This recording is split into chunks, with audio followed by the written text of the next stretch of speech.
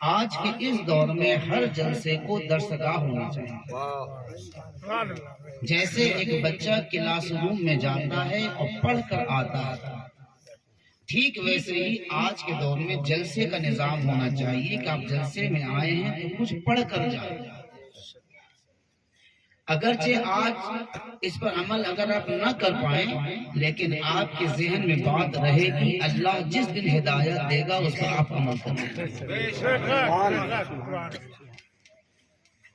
اگر آمنو سے مراد یہود و نصارہ ہے، ایک تفسیر کیا ہے کہ آمنو سے مراد یہود و نصارہ ہے، کہ یہود کہتے ہیں کہ ہم اللہ کو بھی مانتے ہیں، اللہ کے رسول موسیٰ علیہ السلام کو مانتے ہیں اور کتاب توریت کو مانتے ہیں۔ تو اللہ رب نے فرمایا کہ اے ایمان والو، یعنی جس بنیاد پر تم کہہ رہے ہو کہ میں مومن ہوں، کہ اللہ کو بھی مان رہے ہو، اللہ کے رسول کو بھی مان رہے ہو اور کتاب کو بھی مان رہے ہو، تو یاد رکھو کہ میں تمہیں کہتا ہوں کہ آمنو، اب پھر سے ایمان لے آؤ، اب پھر سے ایمان لے آؤ کہ اللہ پر ایمان لاتے تھے، ٹھیک ہے، اب اس کے رسول محمد پر ایمان لاؤ،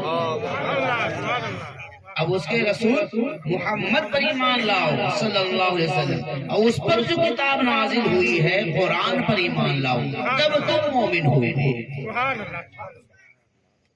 اس دور میں کوئی اللہ پر بھی ایمان رکھے، اللہ کے رسول موسیٰ علیہ السلام پر بھی ایمان رکھے اور اللہ کی کتاب توریت پر بھی ایمان رکھے، تب بھی وہ مومن نہیں ہے۔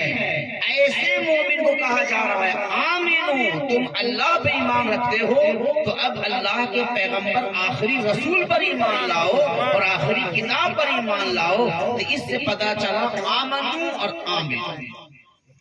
اے ایمان والو آمین۔ او اگر اس سے مراد مخاطب مومن ہے تو اس سے مراد یہ ہوگا کہ اے ایمان والو آمینو، جس پر ایمان لا چکے ہو اس پر مکمل ایمان لے آؤ،